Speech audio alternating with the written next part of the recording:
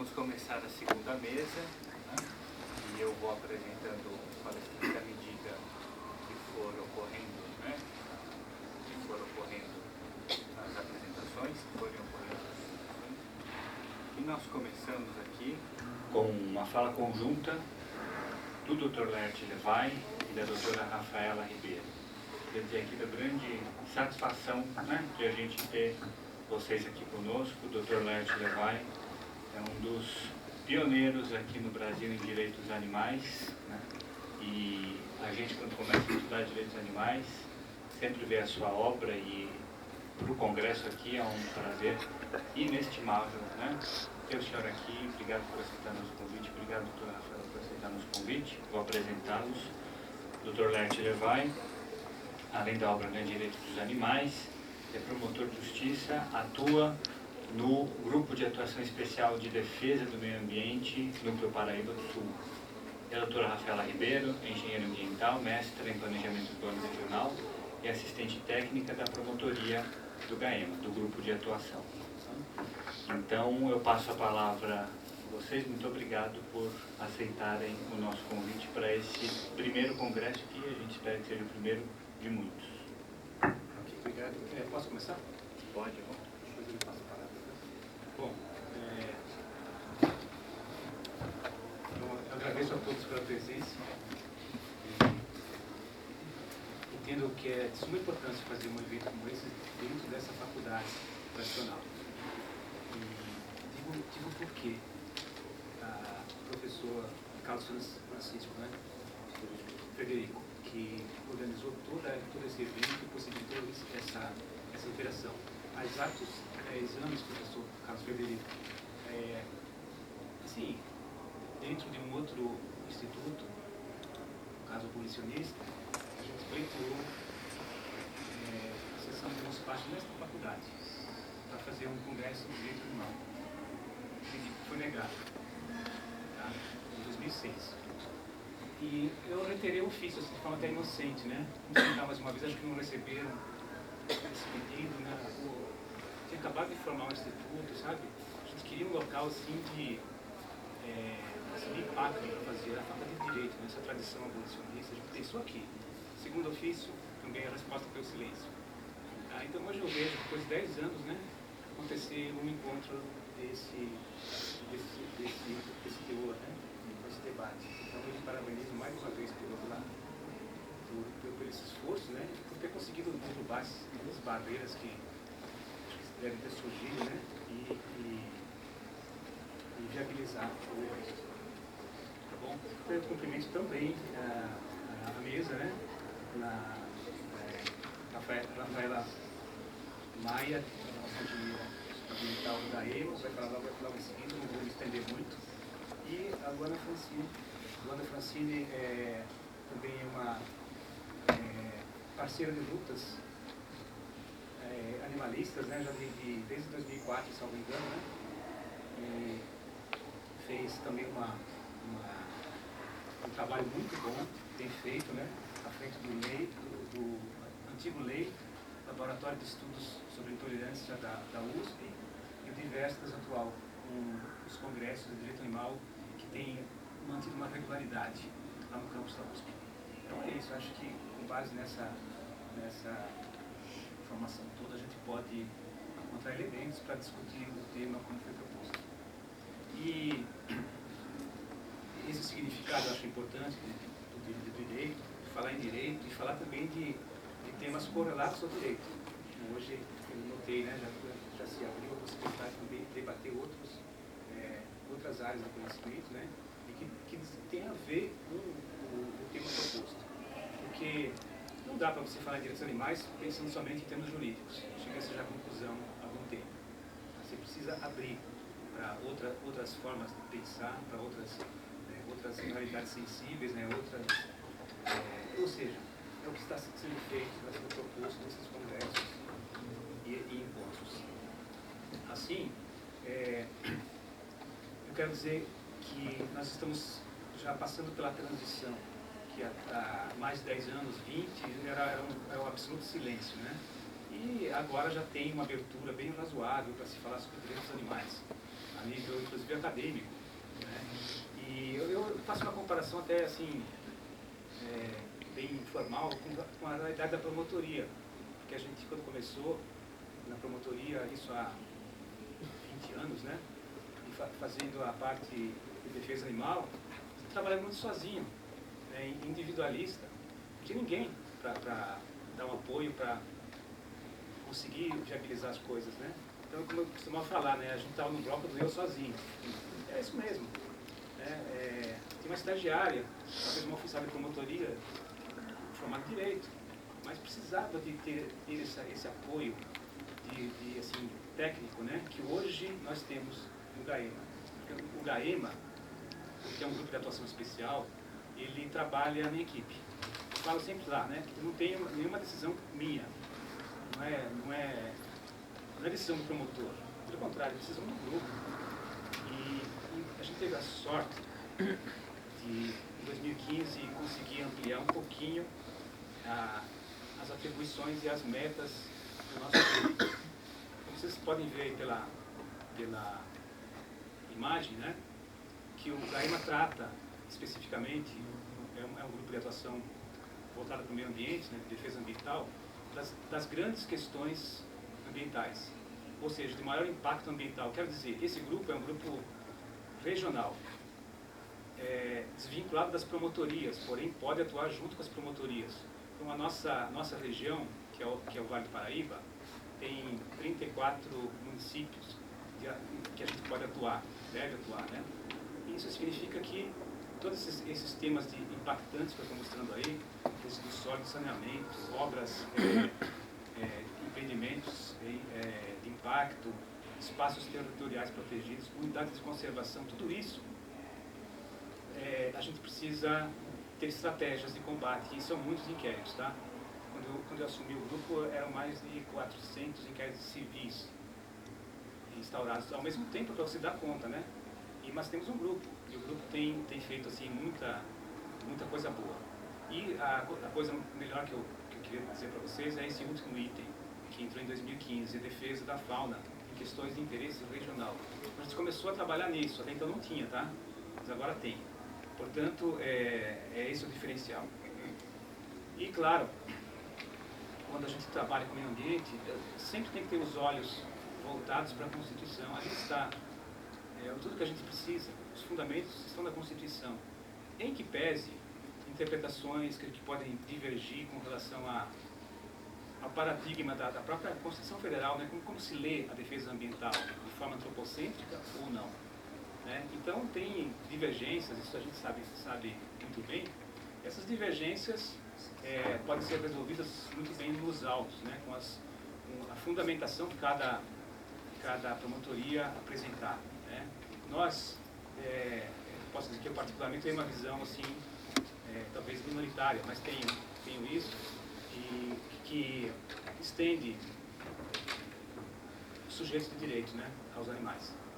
Dessa forma, eu sempre vejo a Constituição de uma forma mais assim, abrangente, para alcançar outras criaturas que não, somente os humanos. Então é isso, né? E prosseguindo nessa leitura constitucional sem perder de vista as atribuições do GAEMA, que hoje é o que a gente... a nossa própria razão de viver, né, vamos dizer assim, né? Porque o GAEMA tem muita possibilidade de mudar as coisas. E eu quero mostrar, então, o que a Constituição diz e o que a gente pode fazer. Vejam, esses processos ecológicos essenciais. E quando a gente fala em fauna, quando eu estava na promotoria, assim, promotoria de justiça comum do município, né, da comarca, a gente ficava muito restrito e também via a fauna pela fauna em si só. Mas era desvinculado do meio ambiente. Hoje eu vejo que essa tutela ambiental é necessária. É preciso fazer toda essa interação de forma conjugada, porque o habitat dos animais depende de um ambiente, né, assim, preservado. Então, esses processos ecológicos essenciais, né, que a gente costuma dizer, vamos dar um exemplo aqui, Rafael, corredor ecológico, né?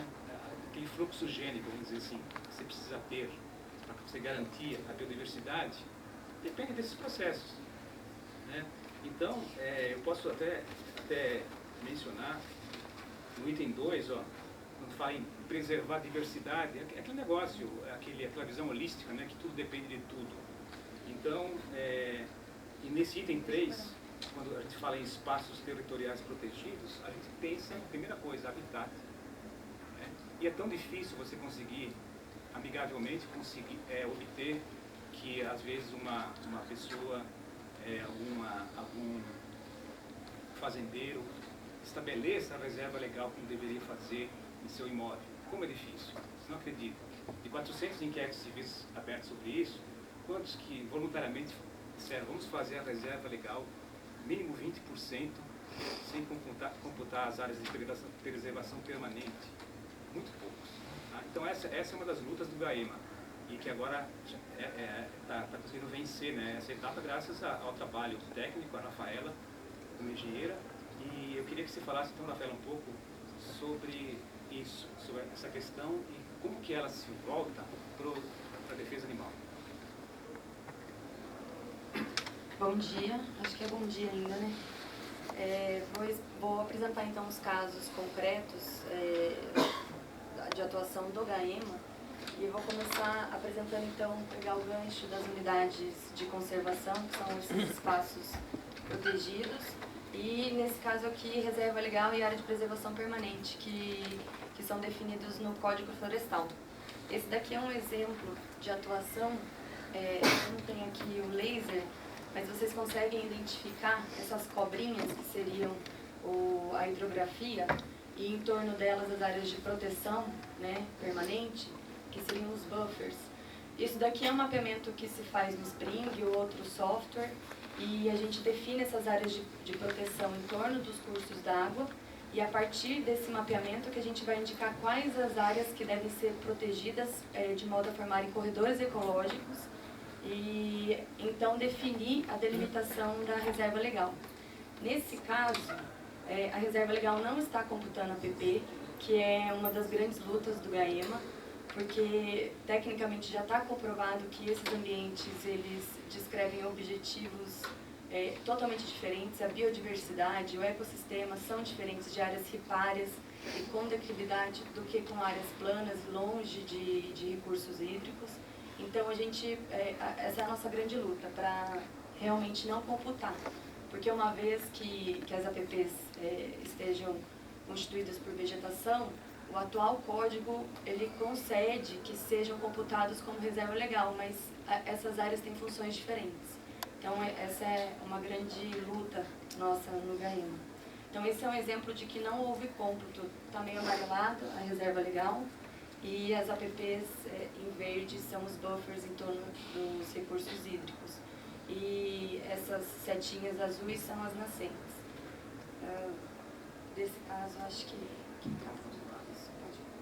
Então, só complementando o que a Rafaela falou sobre a reserva legal, eu preciso dizer o seguinte, que a reserva legal é um espaço protegido, mas uma vez delimitado, ele ganha assim, um sentido de perpetuidade, ou seja, se constituiu aquela reserva florestal, ela é intocável dentro da propriedade. A gente precisa ter esses espaços garantidos. E as áreas de preservação permanente, normalmente a gente tem os cursos d'água, né, hídricos, né, tudo isso aí, tudo isso vai se somar, então não pode se considerar uma coisa só, nós temos que dar um ganho para a natureza. Portanto, vamos ver de forma a acrescentar, não a subtrair. Tá? E além dessas obrigações, também exigências, o que o poder público pode fazer, que deve fazer, em certas questões, certos empreendimentos de impacto, estudo prévio de impacto ambiental. Portanto, tanto esse estudo prévio, quanto esse controle prévio do inciso 5, quanto a questão da educação ambiental, que é fundamental quando se fala em direito ambiental e direitos animais, tudo isso se resume em um princípio, né, a meu ver, que é o princípio da prevenção, precaução. Portanto, É um interessante princípio jurídico, né? Talvez um dos mais interessantes que nós temos hoje e que pode ser aplicado nesses preceitos constitucionais. Portanto, como a gente falou em princípios, vejam, do ponto de vista até assim majoritário, né, ambiental, que nós temos em termos principiológicos são, além da prevenção e precaução, nós temos o princípio do poluidor pagador, que obriga aquele que causou a degradação a estabelecer a situação anterior, ou então compensar, ou tomar uma outra medida, visando a reparar o dano. E também a proibição do retrocesso, ou seja, para ilustrar todos aqui, se o Código Florestal anterior de 65 ele era mais restritivo, ele ampliava essas áreas, por que o Código Florestal atual piorou as coisas? A gente sabe, né? A questão política, os lobbies, né? Bancada ruralista, eles conseguiram.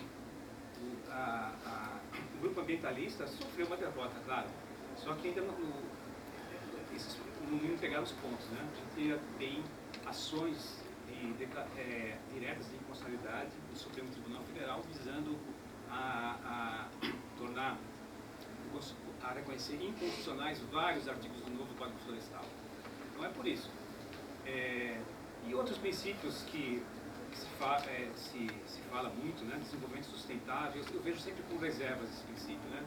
Desenvolvimento sustentável, porque com base nesse princípio podem se cometer as maiores atrocidades, a gente sabe disso. É preciso ter muito cuidado.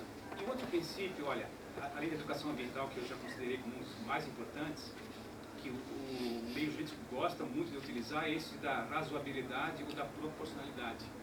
É que tá. Eu não gosto muito desse princípio, mas eu quero dizer que ele foi usado naquele célebre julgamento da farra do boi, em 2006. Eles acharam que não era razoável nem proporcional o que faziam a tortura dos bois em Santa Catarina. Eu, assim, lendo esses acordos hoje, né, não sei quantos anos depois, eu vejo que poderia ter ido muito, muito além, né, os ministros, do que se pensa hoje em termos de direito animal.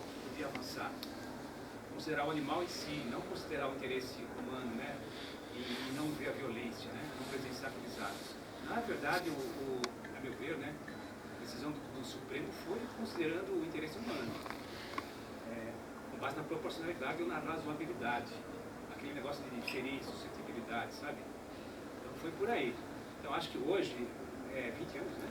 20 anos passados, a gente tem condições sim de avançar essa discussão dos princípios. Por isso que eu fiz aqui um levantamento histórico de outras fontes, né? Nós temos a Declaração de Estocolmo, clássica, de 72, que começou praticamente toda assim, essa visão ambiental, né, do mundo, né?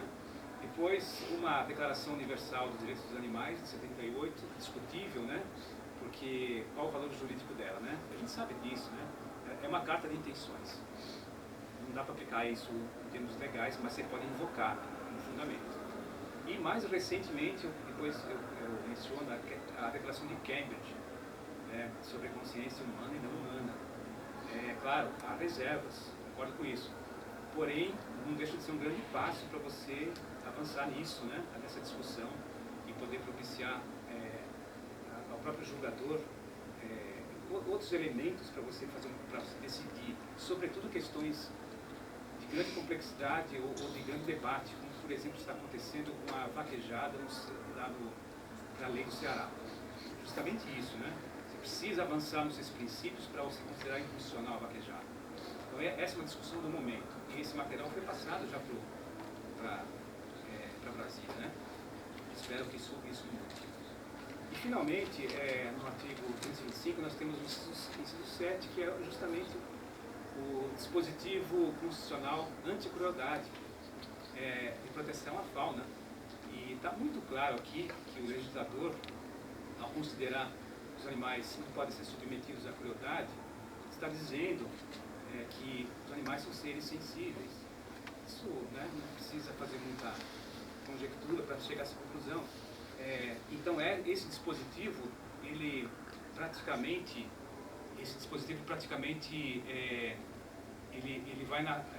afronta aquilo que os diplomas clássicos jurídicos, né?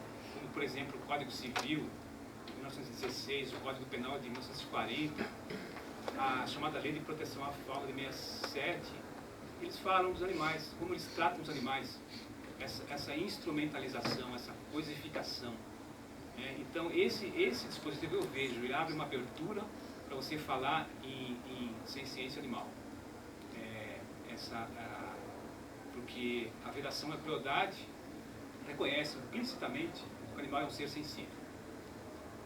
Então, esse é o nosso grande fundamento para a atuação. Eu continuo assim, sempre utilizando esse dispositivo e essa argumentação. Olha, eu vou passar rapidinho só aqui umas imagens de casos concretos vivenciados na promotoria, isso na década passada, ou sei lá, um pouco antes. Então, casos que foram enfrentados mediante ações civis públicas, deram resultado, outros não deram, sei lá. Então, vaquejada, por exemplo, né? Rodeios,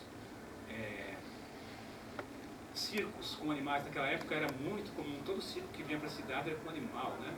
Isso, né? E a gente entrava com ações todas as vezes. E finalmente, né, a gente conseguiu resultados efetivos nas últimas, mudando o argumento. Antes eu dizia o seguinte, que o animal no circo sofria maus tratos, eu falava isso.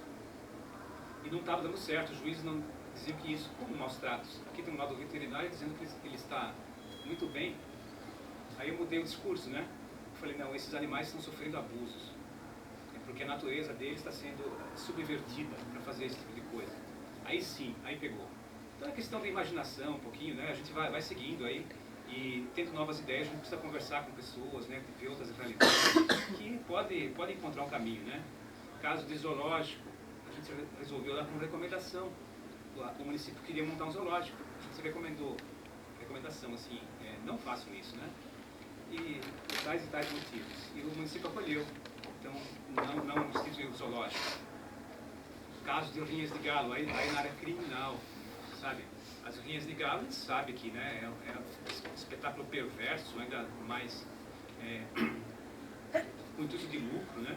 Então, isso facilmente na área criminal é resolvido. O problema é só, como disse a doutora Vânia antes, né, é a pena. É porque a gente sabe que a pena dos crimes ambientais é muito pequena, por crimes contra os animais. Sempre converte em multa se o processo chega até o fim. Mas isso é uma outra questão que eu não vou entrar aqui.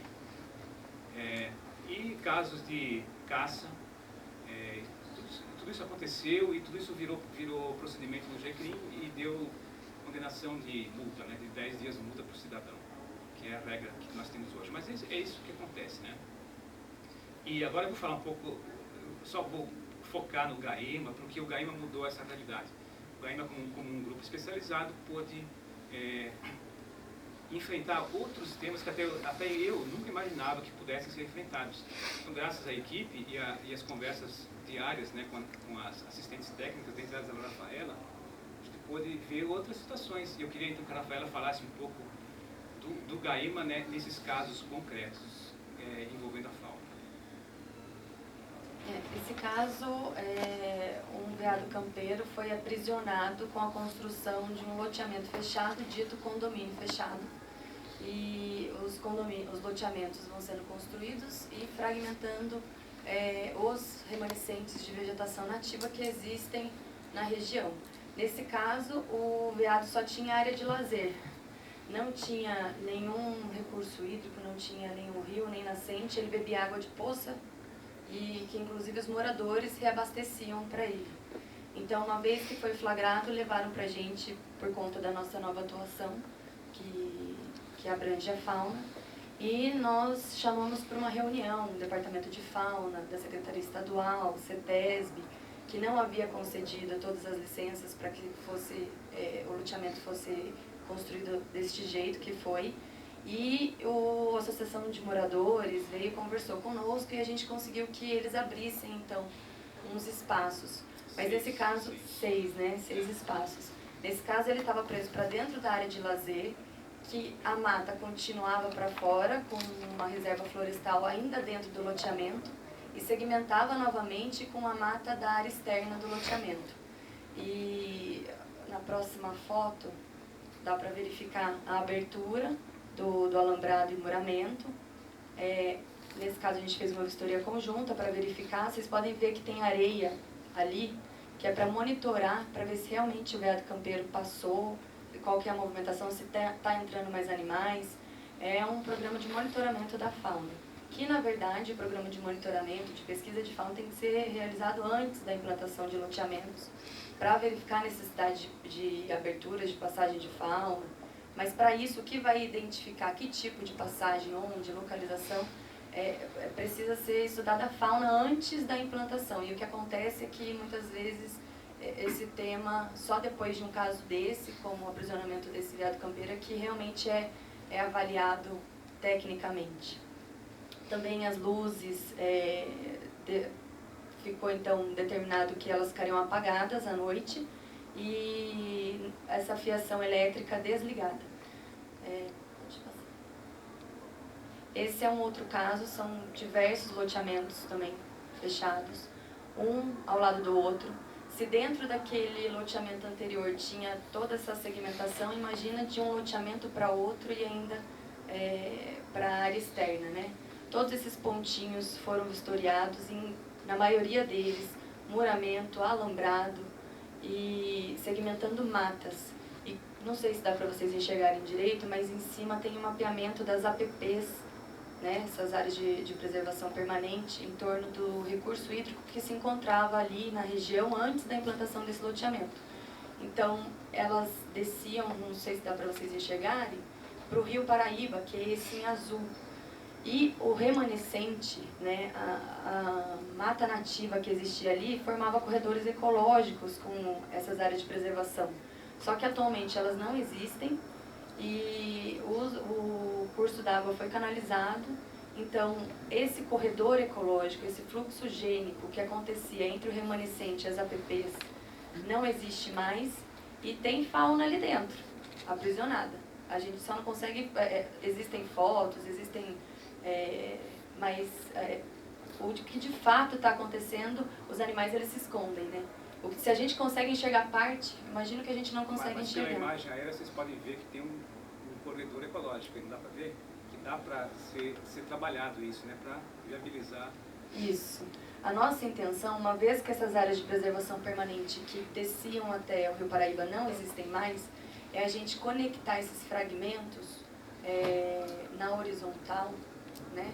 E conectá-los lá à frente às outras áreas de preservação que o curso d'água ainda existe, não foi canalizado e ainda tem condições de recuperação.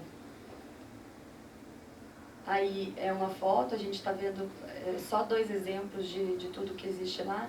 Então, matas desconectadas por meio de muramento, fiação elétrica, impedindo a passagem dos animais. Inclusive, esse banner foi um dos moradores de um desses loteamentos ditos condomínios, que colocou na frente da casa deles, porque por conta do animal não ter esse livre acesso, muitas vezes ele vai até a área com equipamentos urbanos, até mesmo à procura de alimento, enfim. E as pessoas estão matando porque eles estão sendo intrusos na casa delas. Então, espalham... As pessoas querem ir para o campo, né, assim, tipo um loteamento, estilo campestre, e não querem os animais silvestres. Então, põe essas cercas, olha que coisa horrível que ficou, né? E se entra um animal que pode assustar a pessoa, acaba sendo morto. Esse é o paradoxo, né? Às vezes nem assusta, é só porque não gostam, gambás, e espalham veneno em cima de telhado, nas calçadas, enfim. Ali a gente pode até observar aqui na foto de baixo que tem um alambrado cercando uma APP, na verdade está no meio da APP, o córrego passa no meio, então tem esse alambrado, ele é canalizado, passa por baixo desse muramento e lá ele segue, ou seja, sem corredor ecológico, sem corredor de passagem de fauna, sem dispersão de semente, ocorre uma segmentação, né? Esse caso aqui é um lobo-guará que ele foi baleado e depois atropelado, e isso é só para mostrar uma dificuldade que a gente tem dos CETAS, né, que são os Centros de Triagem de Animais Silvestres, que a gente tem em Lorena, que fica dentro da FLONA, Floresta Nacional. Ela é a única do estado que é gerida pelo IBAMA. E para levar até lá esse animal que foi atropelado e baleado em Monteiro Lobato, até lá ele já teria morrido. Então a iniciativa de uma parte privada dentro de uma ONG foi levar na Univap, que faz o atendimento de outros tipos de animais silvestres, mas a Univap não quis aceitar, por falta de uma documentação, e essa pessoa era um particular, então ela não poderia estar levando, senão poderia causar problemas.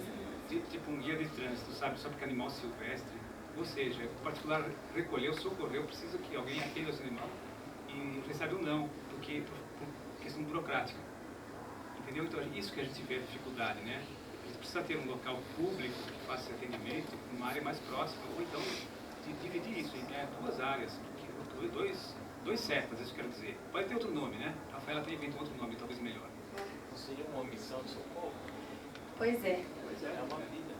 Pois é, e na tentativa de salvar o animal, ele ainda levou para um veterinário particular, só que o animal não aguentou. E é um lobo-guará, uma espécie ameaçada de extinção.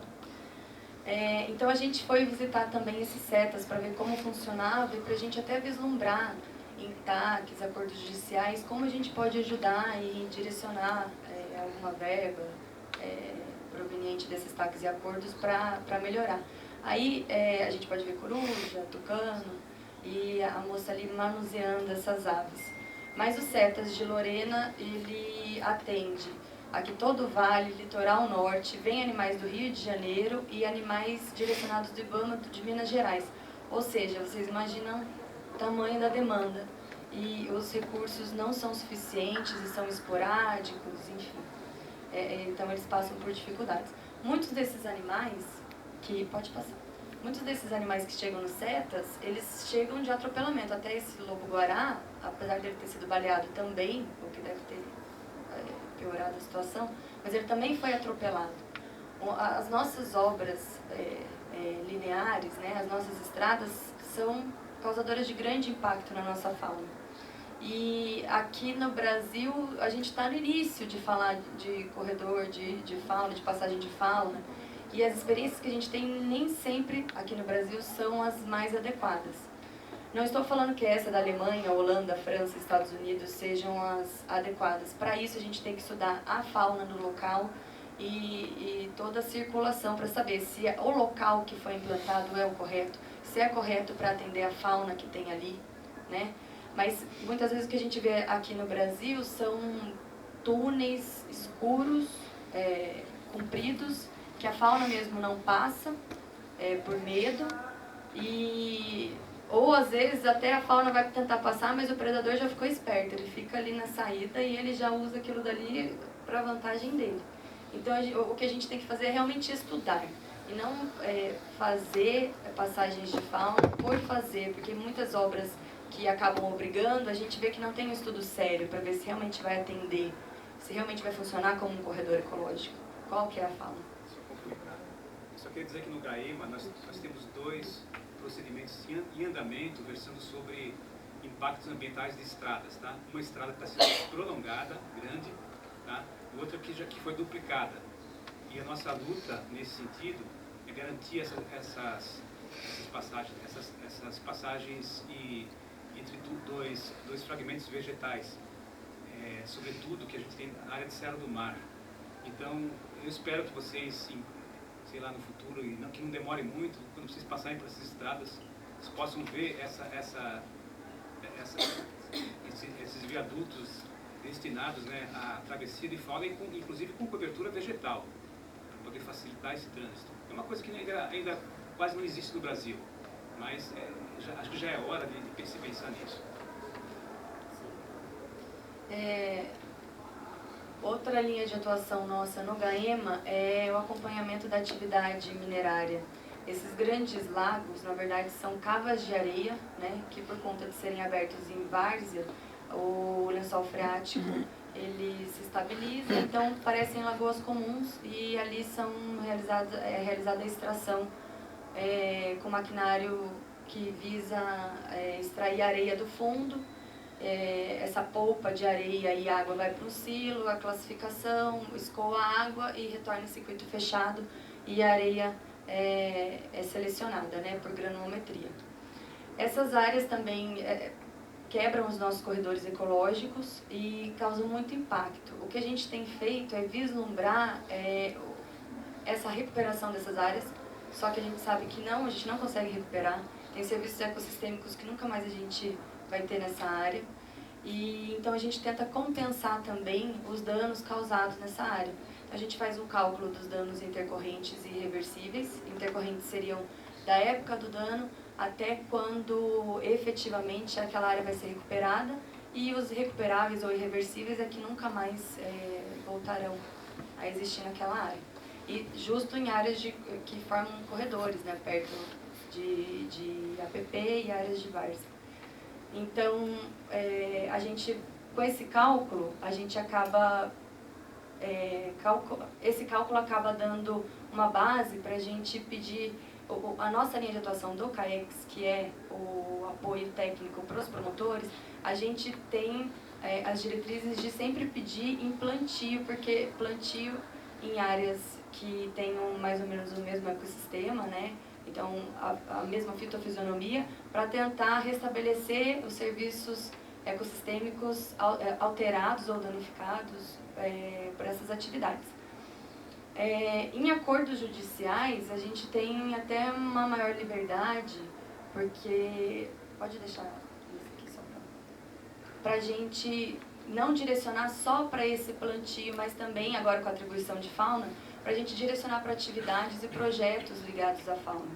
Um exemplo foi a Aerovale, não sei se vocês já ouviram falar, que é um aeroporto e loteamento em Caçapava, e ele havia sido licenciado pela CETESB, só que se vocês observarem bem entre o projeto apresentado no EIA, que é o Estudo de Impacto Ambiental, que o doutor já falou, e o projeto atual, que é o da direita, a gente, acompanhando e pedindo readequações, a gente realmente conseguiu aumentar as áreas de proteção em torno dos cursos d'água, mapear as nascentes difusas, enfim, tivemos um ganho aí.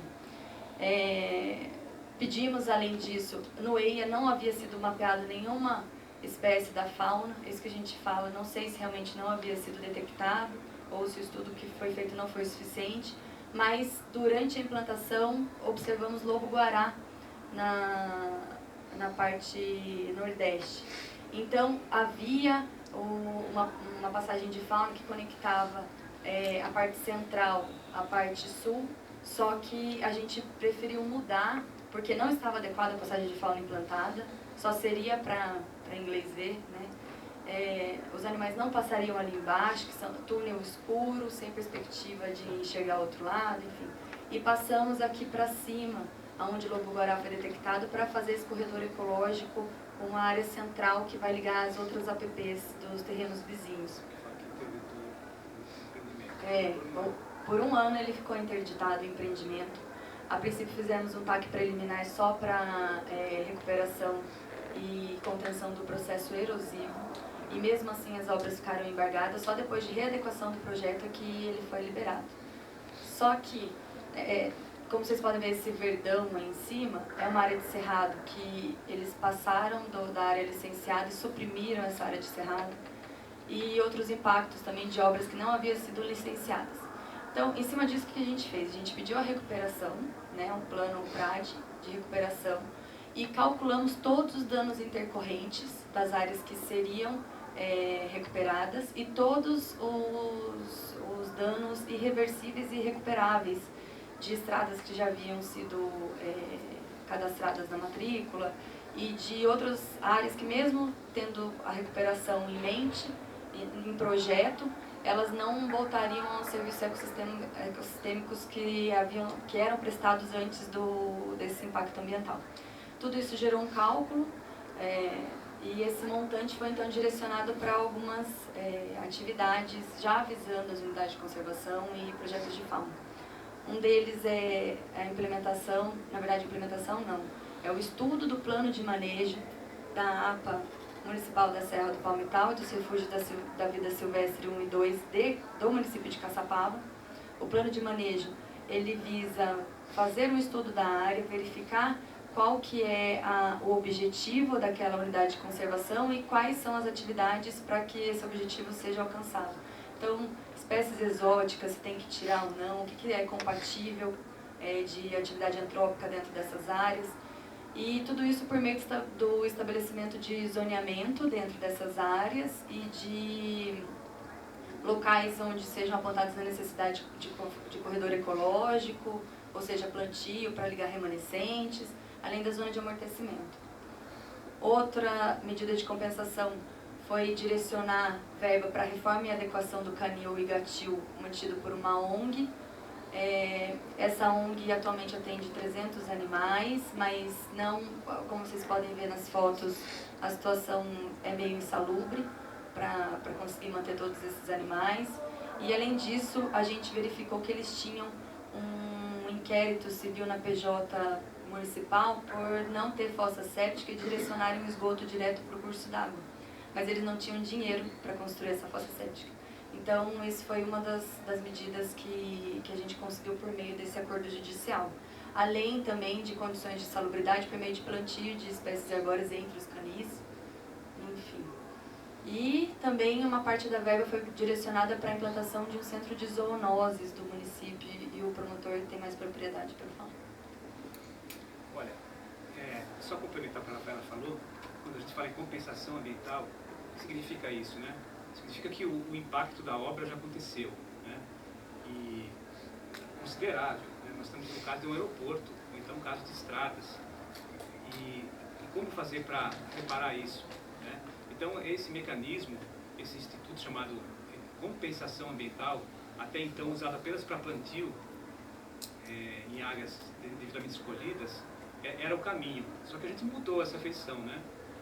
Vamos fazer a compensação ambiental voltado, mediante acordo no processo. Se chama acordo judicial, mas volta para as questões emergenciais que nós temos, né, naquela região, e voltados, nesse caso, para a fauna. Então a gente direcionou para duas unidades de conservação, uma delas, aliás, de proteção integral da fauna silvestre. Voltamos para essa ONG que estava precisando também de recursos, e o município não tem, né, centro de controle de zoonoses, apesar de ter mais de 80 mil habitantes. É uma situação crítica. Agora, detalhe, construir centro de controle de zoonoses, constrói, porém dentro dos padrões aceitáveis, né? Então isso ficou com uma cláusula dentro do nosso acordo judicial, ou seja, acolhida dos animais de forma digna, tratamento, encaminhamento para adoção, etc, e proibida aquela matança indiscriminada que sempre aconteceu, né, e nunca se fez nada. Então, esse acordo judicial, ele quebra um pouco o paradigma tradicional, mas foi homologado pela juíza e está aí para ser cumprido, assim como outros que podem vir, né? Então, essa situação a gente mostra para vocês, essas possibilidades todas, e eu finalizo, então, com esse enunciado que foi uma criação, assim, até nossa, né? Num congresso do meio ambiente do Ministério Público, mais recente. E tudo isso vem assim ao encontro desse desejo nosso de encontrar uma fundamentação teórica, uma fundamentação a nível principiológico que pudesse sustentar os direitos dos animais. E, claro, a gente quer que isso seja ampliado ao máximo, que não haja nenhuma restrição com relação à própria configuração biológica do animal. Então, a redação foi essa, né? De que o princípio da ciência, ele deve ser considerado em relação a todos os animais, né? E defendo a eles essa consideração moral e jurídica, né? Que os seres humanos têm. Os animais, como seres sensíveis, também devem ter. Portanto, acho que isso fecha a nossa explanação e mostra que o título que a gente apresentou aqui, na verdade, a fauna pede passagem, ele é meio metafórico, assim, sabe? Tipo, ele traz um simbolismo. E esse simbolismo é justamente isso que o evento promovido pelo professor Carlos Frederico se propõe a fazer, de fazer uma travessia, né? A travessia do que era, né? Do que deve ser. Então essa ponte que a gente busca é justamente isso, né? Essa passagem do animal como coisa para o animal como sujeito. e, em suma, né, da servidão ou da instrumentalização para a dignidade. Então, em linhas gerais, essa é a nossa proposta e a gente espera ter atingido o objetivo.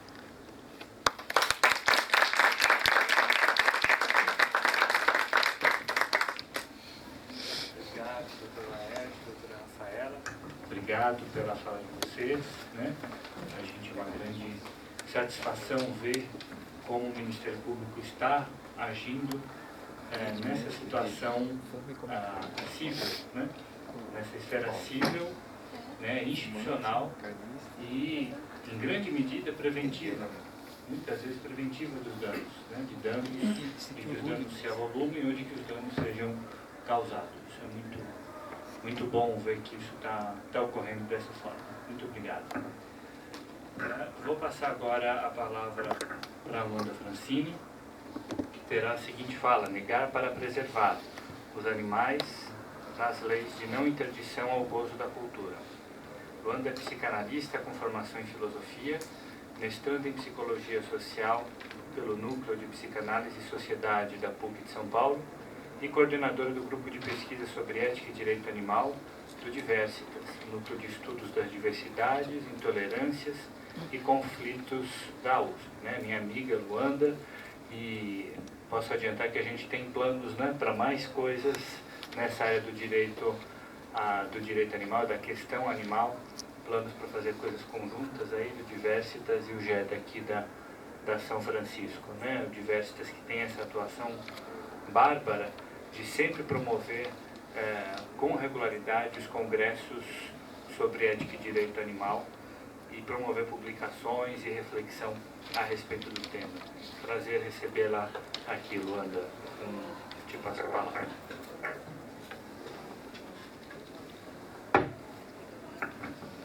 Agradeço o convite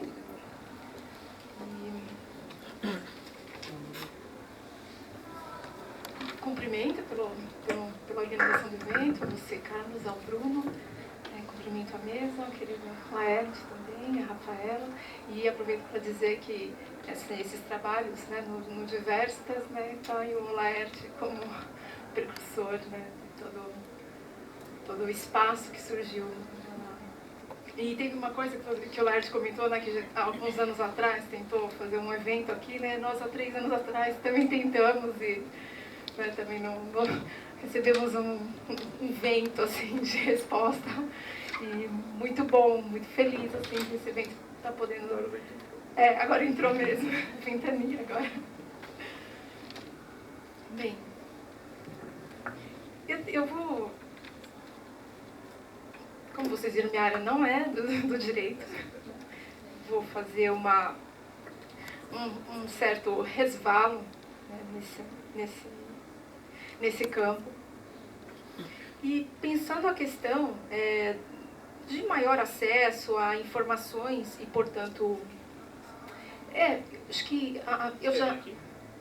Não precisa, porque são poucas frases que eu vou passar. Eu escolhi uma frase para usar como ponto de partida e vou passar outras frases porque eu vou fazendo uma decantação e para não ficar uma coisa meio trava-língua, né? Então, mas são poucas, tá? Eu falo.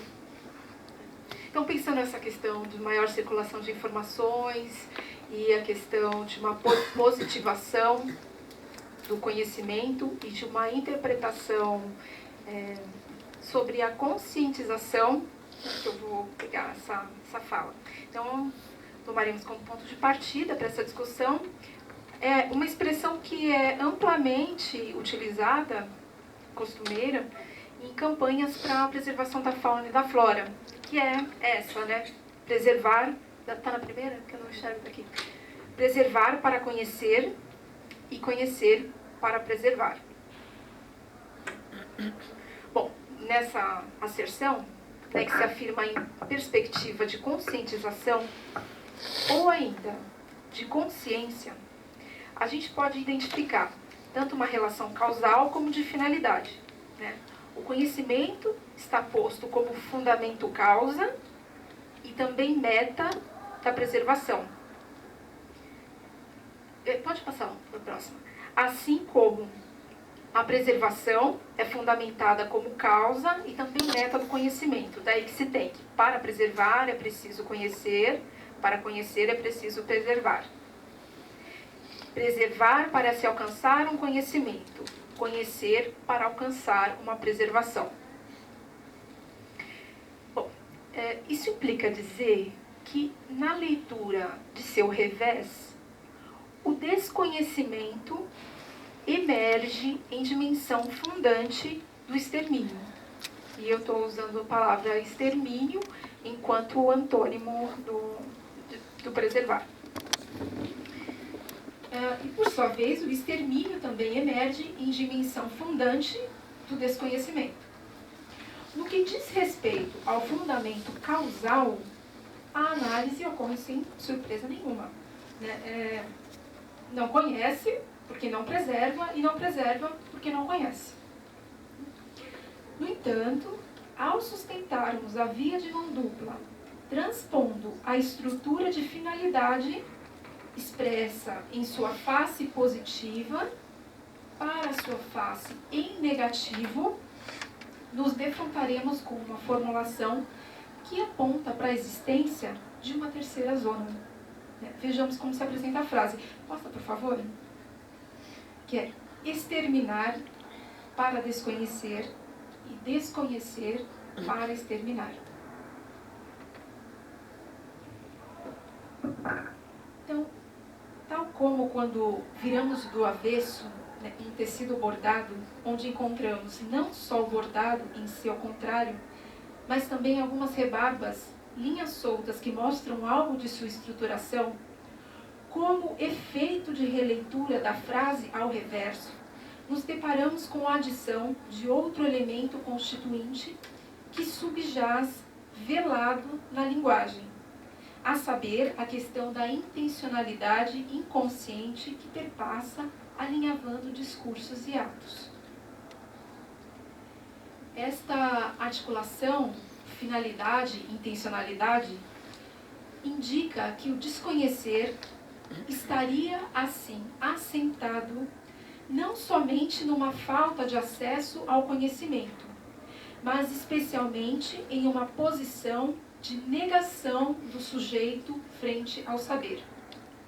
Trata-se, portanto, de uma posição ativa de escolha do sujeito, o que faz permitir agora a seguinte formulação: o que queremos quando não queremos saber.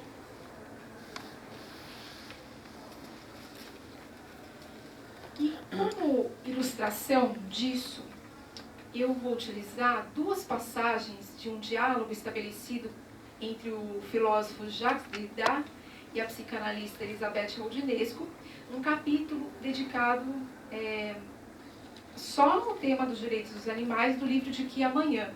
Eu vou mostrar esse livro aqui. Bem interessante o diálogo que eles estabelecem. Então, o recorte que nesse momento eu faço é assim. O momento que o Derrida diz: acredito que o espetáculo que o homem se proporciona a si mesmo no tratamento dos animais se tornará insuportável para ele. Todos esses debates de que falamos são seu sinal enunciador. Isso não é mais suportável. Se efetivamente lhe colocassem todos os dias diante dos olhos o espetáculo dessa mortandade industrial, o que a senhora faria? O que a Roudinesco responde: não comeria mais carne ou mudaria de domicílio. Mas prefiro não ver nada, mesmo sabendo que esta coisa insuportável existe. Não acho que a visibilidade de uma situação permita conhecê-la melhor. Saber não é ver. E Derrida insiste: mas se todos os dias passasse diante de seus olhos, lentamente, sem lhe deixar tempo para se distrair, um caminhão cheio de bezerros saindo do estábulo direto para o abatedouro, a senhora ainda conseguiria comer carne de vaca por muito tempo? E aí vem a resposta final da Roudinesco sobre esse ponto. Ela diz: eu me mudaria. mas realmente acho que, às vezes, para compreender claramente uma situação e ter o recuo necessário, o melhor é não ser sua testemunha ocular. E depois, não esqueçamos que a gastronomia é parte integrante da cultura. A tradição culinária francesa poderia prescindir da carne? É uma pergunta. Ao que o diálogo vai se desenvolver, em seguida o Derrida vai falar que a culinária francesa poderia se desenvolver de outra maneira. Bom, mas o que eu quero destacar aqui desse excerto é que o discurso da Roudinesco, né, e é bem curioso porque ela é uma psicanalista, né, e ela vem exemplificar uma coisa que a psicanálise trabalha, né, que é o movimento de negação. Um movimento, ou melhor, ativo de negação, né, do saber em articulação com sua finalidade e, portanto, intenção. Contudo, né, isso ainda não resolve a questão, que é o que queremos quando não queremos saber. Aqui ela só mostra que não quero saber, tem uma finalidade, né, continuemos com a cultura. Bem, um dos possíveis caminhos de investigação é que essas negações se referem à tentativa de proteger um modo de vida que não se almeja modificar. O peso do hábito e o uso da tradição como crença ideológica. Que seria o que geralmente são as articulações, né, mais comuns, né, e presentes também. Bem, no campo da psicanálise, né, um dos caminhos de investigação da negação seria via análise da relação do sujeito com seu mecanismo de defesa contra a castração. O termo castração aqui é empregado enquanto operação simbólica de limite que marca o sujeito em sua entrada na linguagem. Para o psicanalista Jacques Lacan, existem 3 modos de relação com a castração associados às estruturas dos sujeitos que podem ser descritas assim. Na psicose, eu não sei de nada disso. Ou seja, o sujeito rejeita, né, a castração no simbólico. Forclui a castração. Na neurose, eu sei, mas não quero saber disso. Ou seja, o sujeito recalca a castração. Na perversão, eu sei, mas mesmo assim, ou seja, o sujeito busca desmentir a castração. Levando em conta que nossas políticas, nossas organizações sociais são baseadas em sintomas neuróticos, né? É interessante a gente ver que a posição neurótica, ela se defende da castração e, para sua defesa, lança a mão de um recurso denominado por Lacan como paixão da ignorância. O Lacan diz que nós temos 3 paixões, o amor, o ódio e a ignorância. E essa paixão do ser, a ignorância, trata-se da obstinação em não querer saber devido ao seu horror velado ao saber da própria castração. Dito de outra forma, no contexto específico do nosso encontro aqui, mesmo sabendo do horror no qual os animais são submetidos, o sujeito pode não querer saber para não entrar em contato com o seu horror ligado à sua percepção de próprio limite. Outro caminho de investigação poderia ser também o que se envereda pela via das questões de grupo. Para o filósofo Michel Serres, o pacto social que reuniu a humanidade deixou de fora propositadamente um mundo que não é humano, que não é linguagem, utilizando-os como palco para representações de nossas tramóias.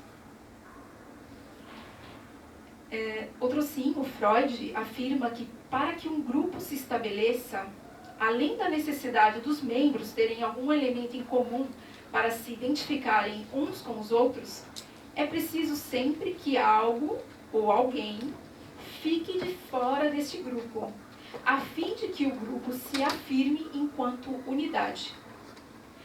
Deste modo, se considerarmos a ideia de identidade humana como um grande grupo que se identifica pelo critério de espécie ou linguagem, os animais são propositadamente postos de fora do contrato grupo-mundo, né? E na mesa anterior, estávamos falando do compartilhar, né? Da identificação da nossa percepção, que compartilhamos de um mesmo mundo, mas desde que estamos dentro do mundo da linguagem, né? Nós somos seres que fazemos fraturas também, fazemos cortes, né? E a gente pode se alienar também, né? Nessa identificação só no mundo da linguagem.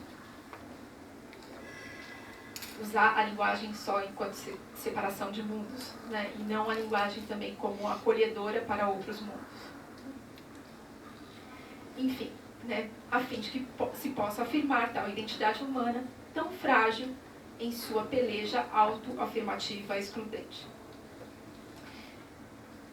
E é na medida em que os animais estão fora do grupo, do contrato social, ou seja, da lei, que o apossar de seus corpos para o livre ou quase livre gozar, por meio das pulsões destruidoras presentes na psique humana, se estabelece. Neste ponto, sem novidade, o campo do direito já é bastante cônscio disso. Talvez possa ser de valia aqui também pensarmos a função do desconhecimento através da negação para preservar a lei que autoriza o livre gozar a possar dos animais.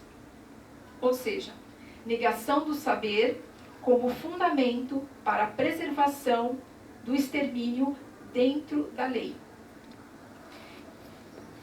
Então, nesse ponto, tem um outro diálogo que eu faço um recorte aqui, Rodinesco com Derrida. O Rodinesco está falando que pensando na caça, na preservação das espécies, e o Derrida responde alguma coisa relacionada à tourada, ele se posiciona contra, aí ela volta a pergunta, tipo, o quê, né, o senhor é contra a tourada? Né? Aí ele responde, sim, bastante alerta, e em todo caso, a respeito dos desejos que aí se engajam e das formas que assumem. Rodinesco responde. A tourada, porém, inspirou textos literários belíssimos, os de Michel Leiris em particular. E depois, o toreador arrisca sua vida na arena. Existe no princípio da tourada uma luta mortal, um torneio em igualdade entre o homem e o animal. Uma espécie de sobrevivência da época da cavalaria. É o contrário da caça ou do abate. Não acham que devam proibir todas as práticas violentas de alto risco? Derrida responde. Com esta lógica, sob pretexto de que a proibição das violências pode levar ao surgimento de novas violências mais graves, por um efeito perverso, arrisca-se a permitir todas as violências e baixar os braços. Rodinesco diz. Sempre temi o engajamento no caminho da construção de uma sociedade higienista, sem paixões, sem conflitos, sem injúrias, sem violências verbais, sem risco de morte, sem crueldade. O que se pretende erradicar, de um lado, sempre carrega consigo o risco de ressurgir ali onde não se espera. Por fim, esse recorte, o Derrida diz, creio compreender e ser capaz de partilhar o seu temor. Ele deixa intacta a responsabilidade a ser tomada quanto ao cálculo dos riscos. Que qualidade de violência podemos ou devemos tolerar, diria até cultivar, para evitar o que a senhora chama de sociedade higienista, ou seja, morta e esterilizada. Bom, a conversa continua e para onde ela vai se enveredar é pelo campo das injúrias verbais. Bom, eu escolhi essa parte do diálogo, né, porque parece que fica bem clara a dimensão do uso dos animais como campo econômico e regulador de projeção de ódio. Seja pelo lado do Derrida, quando diz que ele é bastante alerta a respeito dos desejos que se engajam numa tourada e das formas que esses desejos assumem ali, seja pelo lado da Rodinesco, que defende a tourada como prática de proteção ao higienismo. embora com posicionamentos contrários, ambos estão falando da mesma coisa, das leis de proteção contra o nosso ódio. Então, eu deixo uma questão aqui. Bem, quando nós falamos a respeito dos avanços nas leis, né, que buscam proteger os animais da nossa agressividade, nos deparamos, é claro, com os limites culturais. Assim, as leis vão tentando encontrar uma solução menos ruim para a situação de escravidão dos animais, de acordo com certas aberturas socioculturais de cada época. Ou ainda, podemos ver, de acordo com a consciência de cada época. Mas será, neste caso, somente uma questão de... Será que somente uma questão de consciência poderia dar conta?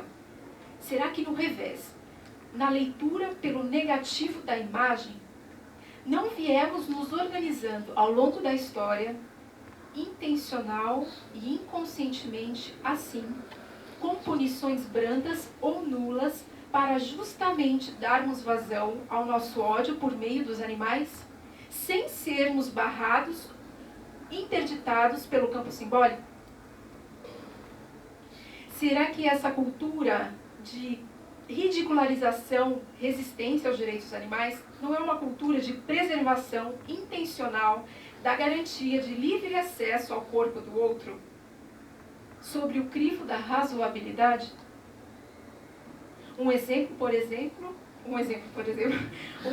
seria o impulso epistemofílico, que é o de conhecer cada vez mais, né, sustentado ainda pelo impulso do não querer saber. Então, por um lado, o impulso epistemofílico, que pode se sustentar em não quero saber.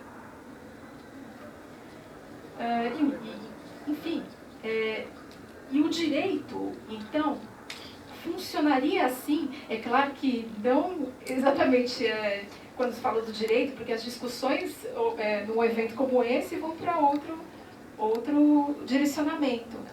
Mas pensando um direito que não quer saber, né, dos animais, né, o direito funcionaria assim também como agente de homeostase, legitimando pela lei e pela não lei a lei do desejo inconsciente que preserva o uso de animais para a descarga de sua violência?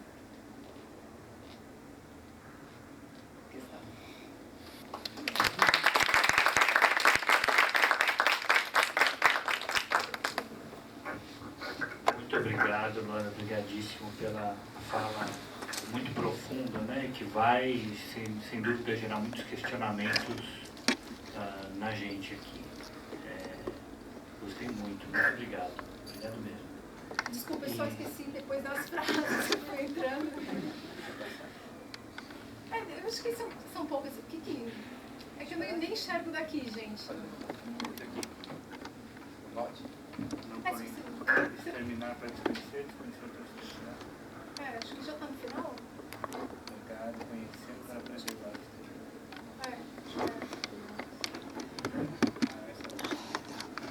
Então agora nós abrimos para as questões, né, pedindo a vocês que as façam aqui, né, aqui debaixo do microfone, para que nós possamos gravar não apenas as imagens, né, como também o áudio, né.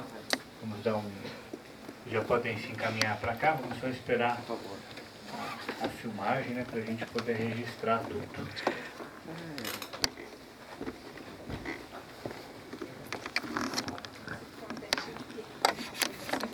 Tem que levar caderno, agora é tanta questão que carregar o caderno.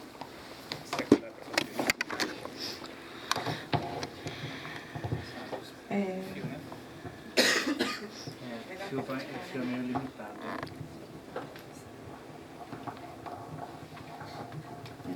É um espaço privilegiado mesmo, né? Não tem jeito. Isso aqui está funcionando? Não, né? Tá. Luana, eu estou super feliz com a sua presença, porque agora já entrou na minha área, porque o pessoal está tudo falando direito, não sei porquê, olha que horror, né? Então, eu achei muito interessante, porque algumas coisas me bateram com as ideias da doutora Vânia, né? Então, é interessante quando ela falou o negócio do sparring, que o animal vira um sparring. E você estava falando a questão da linguagem, de separação de mundo. E ontem a gente estava conversando na hora do almoço e pela palestra que teve antes também, a gente não tem uma palavra que defina os animais. Eu não sei até que ponto também que seria uma negação, isso é até uma pergunta. Porque animais vêm de alma, ânima. E nós também somos animais, somos chamados de animais racionais, eles são irracionais, que já nem cabe mais hoje, mas é assim a definição. Então ficou animais humanos e animais não humanos. Só que a definição de humanos é terráqueos, que vem de humus, que é terra. Que também não é. E a gente coloca os animais ainda no parâmetro nosso de negação deles, os não humanos. E a gente está falando isso ontem, que a gente não tinha um assoalho mínimo, nem de linguagem, para começar a construir em cima de quem é esse outro. Quem é esse, né, que nós nos relacionamos. Eu achei super interessante quando você falou isso. Eu adorei a ideia da questão que você falou da castração, porque você vê, né, é sempre essa questão do pai, né, a responsabilidade, a fuga da responsabilidade. Se eu vejo, eu sou responsável, eu perco a minha inocência moral e eu tenho que ser responsável, inclusive pelas minhas dores, e eu não quero ser responsável por isso.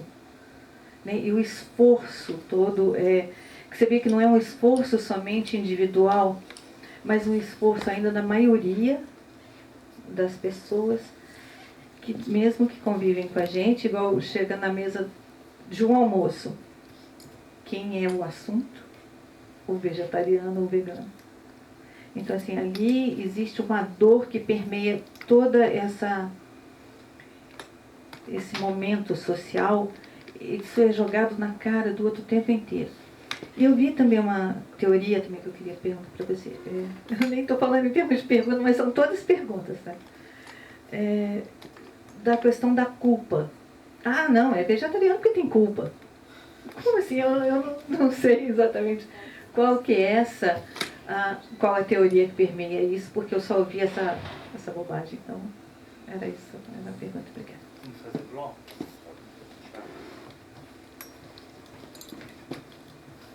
Boa tarde. Eu não sei até onde a sua calçada vale para ir São Paulo, né? Aqui eu moro na Vila Maria, tem um parque do trote da Vila Guilherme, ele está tombado e até então as luzes só são acesas até as 20 horas, se não me engano, depois elas são apagadas por causa da fauna que ali existe. E agora parece que o prefeito autorizou a construção de um prédio, eu não sei até onde vocês poderiam fiscalizar, não só lá, também como em outros parques, né? Vão ser construídos muitos prédios em São Paulo, cada vez mais, né? Lógico, especulação. E aí eu não sei até onde vocês podem estar fiscalizando, verificando isso daí. Obrigado. Mais perguntas?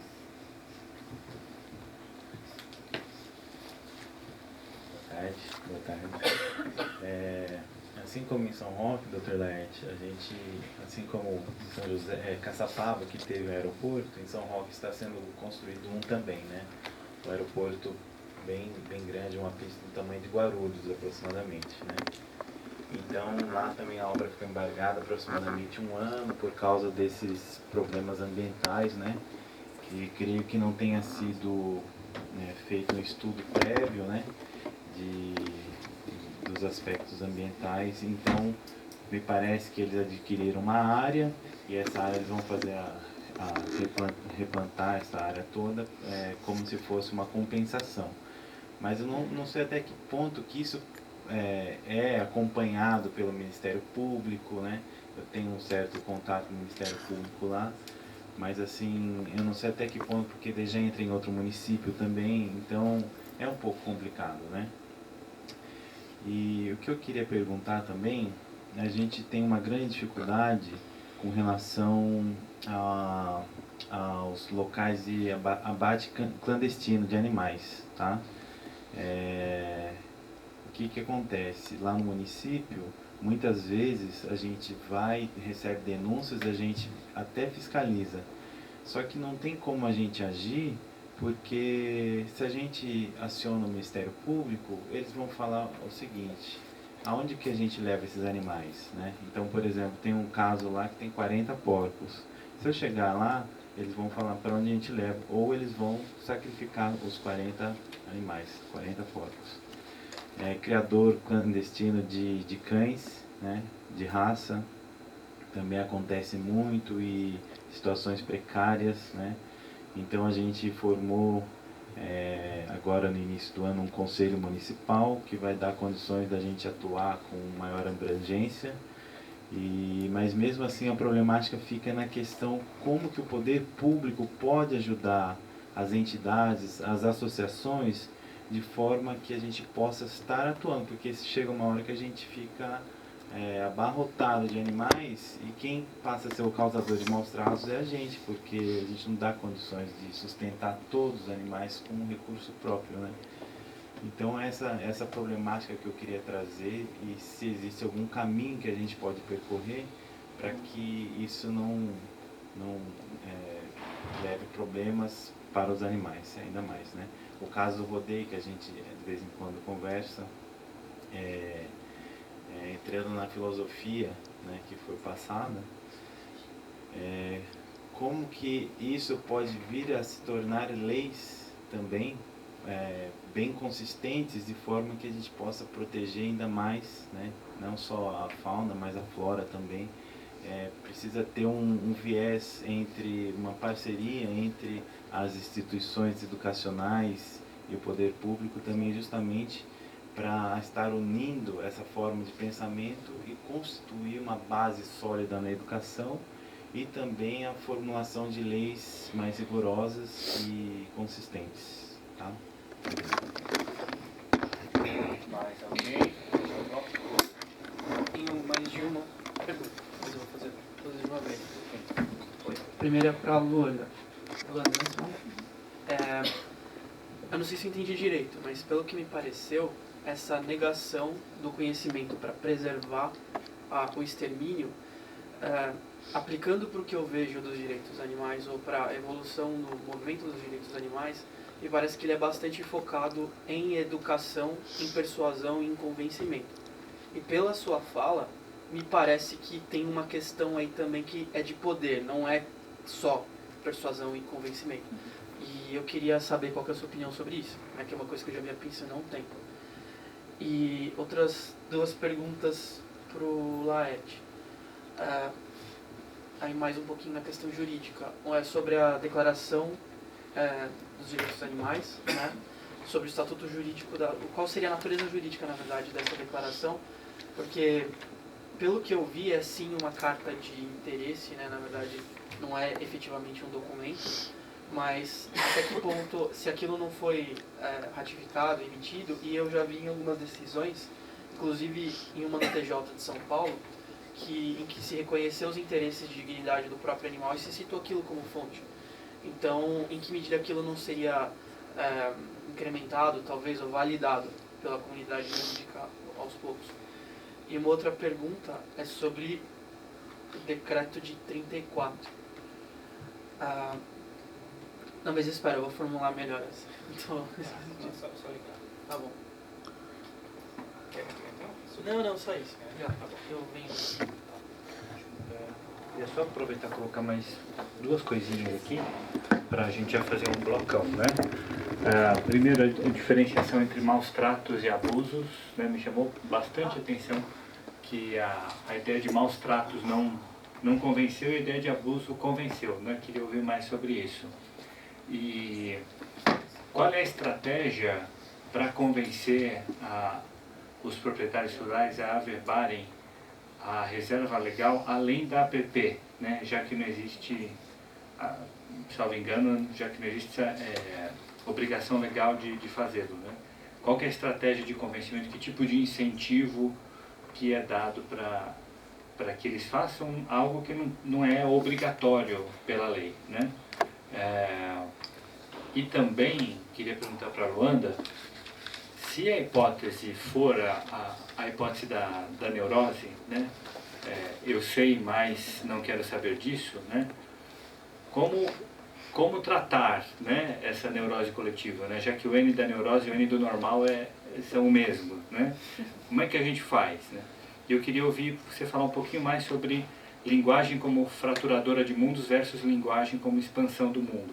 Porque realmente o argumento de que os animais não são seres linguísticos, o que é verdade até certo ponto, né? Eles se comunicam e cada vez mais, quanto mais a gente olha para eles, mais a gente vê formações pré-linguísticas mais complexas do que a gente imaginava que existia, né?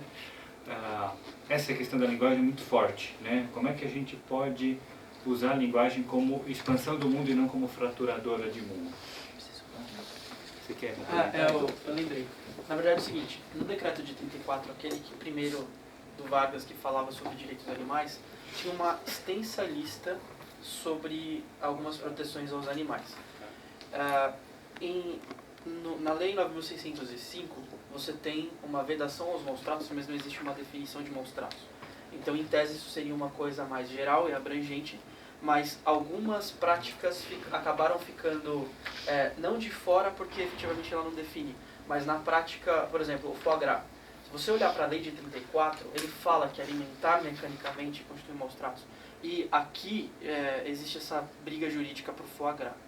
Então, me parece que apesar dela ser mais geral, acabou de alguma forma deixando passar algumas pequenas questões, e não sei se é uma falha nas defesas, ou eu não sei interpretar como que aconteceu isso, mas me parece que aconteceu esse fenômeno. Eu vi algumas fontes na sua palestra, e eu lembrei de uma, e eu não sei se ela pode ser invocada. Aí a minha pergunta seria uma pergunta mais técnica, se ela poderia ser invocada, que é uma resolução do Conselho Regional de Medicina Veterinária 879, eu não lembro o número agora, mas ela fala sobre os testes em animais, mas em algum momento, acho que no artigo 2º dessa resolução, vou pegar o número e te passo, ele reconhece expressamente a ciência dos animais, em vertebrados pelo menos. E eu lembro que na sua fala você falou que no 225 da Constituição existiria uma abertura para esse reconhecimento de ciência. E se não daria para combinar, porque se o CRMV não é uma autoridade jurídica, é no mínimo uma autoridade científica que tem esse posicionamento positivado. E se isso não poderia ser usado nas defesas. E é isso. Vamos às respostas. Alguém mais? Começo pelo fim ou pelo começo? Bom, vamos tentar então sintetizar e, Rafaela, a gente fala em conjunto, trocando ideias, tá? Bom, essa questão do... Vamos começar pelo mais antigo, tá? O 24645, o decreto de 34. Esse decreto, ele tem assim, um significado muito importante em termos históricos, né? Porque ele foi na contramão do que estava acontecendo na época. Não havia praticamente nada em termos de animais, ou se havia aquele código florestal, código de caça, com esse nome, tá? Tudo assim, olhando para o animal como realmente um objeto, né? Como um produto, etc. Agora, o 34, o decreto de Getúlio, alterou essa perspectiva, né? E coisas interessantes, o Ministério Público foi incluído, né, nesse decreto como substituto processual dos animais. Foi eu sempre digo que o fundamento nosso de atuar está ali, né? Vem lá de trás. E os animais foram considerados, assim, de certa forma, como, entre aspas, incapazes, né? Por quê? Porque eles precisam de que alguém os representasse. Então, esse raciocínio que a gente sempre, quando observa esse dispositivo, a gente sustenta que o animal não é coisa, né? E precisa ser representado. Então, isso fortalece assim, um argumento numa futuração. Agora, sobre a questão da validade, isso que mais pega, né, em termos de discussão. Muitos falam que esse decreto caducou, assim que entrou a lei ambiental, né, de 98. Outros não. E tem grandes nomes do direito ambiental, direito animal também, que sustentam a validade do decreto. Inclusive o atual ministro, né, Herman Benjamin, ele sustenta claramente que esse decreto é válido, salvo no que se refere à questão da pena. Porque naquele tempo, eles falavam em prisão celular, sabe? É uma coisa assim que hoje não existe isso. Então, isso não tem. Mas os dispositivos que fazem parte, eu também sustento a validade, sabe? Sustento mesmo, porque o nosso fundamento está lá, para muita coisa. E aqueles 30 incisos, né? Eles podem complementar o que já está no artigo 32 da Lei de Crimes Ambientais. Portanto, ele é um reforço. Como ele não foi revogado, eu sempre digo isso, ele não foi revogado expressa nem tacitamente, a meu ver. Tá? Não tem nada escrito lá no artigo 30, na lei ambiental que fala revoga-se o decreto, tal. Não está dizendo isso. Portanto, ele é válido. E um equívoco que teve lá nos anos 90, isso eu não vou nem falar, mas só en passant aqui, de que o Collor, numa só canetada, revogou um monte de decretos antigos. Isso já foi superado, tá? Porque esse decreto que a gente está falando aqui, o 24645, foi retirado da lista. Portanto, ele continua e dá para sustentar a sua validade, como muitos autores fazem, né? Na prática, o senhor já conseguiu sustentar isso? Em algum caso prático? Olha, na verdade só em texto doutrinário. Tá? Na ação não, a ação eu ponho lá. O fundamento eu vou colocando, sabe? 225 da Constituição, artigo 32, aí eu coloco o decreto 24645 e por aí vai. Agora, assim, sempre interessante você somar os fundamentos. E aproveitando esse ensejo, alguém fez a pergunta da Declaração Universal, né? Esse negócio de validade e não validade, para que serve, né? A Declaração Universal, na realidade, ela é de 78, né? E eu falei aqui no começo, ela é uma carta de intenções, né? Assim, não tem aquele negócio de ser ratificado pelo Legislativo, sabe? Ter força de lei, não, infelizmente, né? Não tem. Só que, mesmo quando eu comecei na proteção animal, essa era a grande referência. Eu me lembro disso. Todas as ONGs me falavam, nossa, a Declaração Universal, sabe? É isso que é a nossa lei. E muitos pensavam que era lei, sabe? Que você pegava aquilo e você usava como lei. Mas não, na verdade, eu não quero ser um estraga-prazeres, na verdade, né? Claro, eu reverencio a declaração, eu acho muito interessante, muitos aspectos bons, né? Quase todos, né? Mas tem umas coisas também duvidosas. Porém, ela não tem força de lei, sabe? Mas ela é festejada. E eu já vi muitas peças processuais, porque ela serve como referência. Nesse ponto, eu concordo, tá? É uma fonte, tá? Porque o direito trabalha assim com princípios, né? E também fontes indiretas do direito. Essa carta é uma fonte indireta. Ela não é o direito, mas é uma fonte. Portanto, eu assim, não vou recriminar a declaração. Pelo contrário, vou dizer que tem que ser evocada, sim. É mais uma coisa, vai somar. Tá? E deixa eu ver o que mais que eu teria que falar aqui.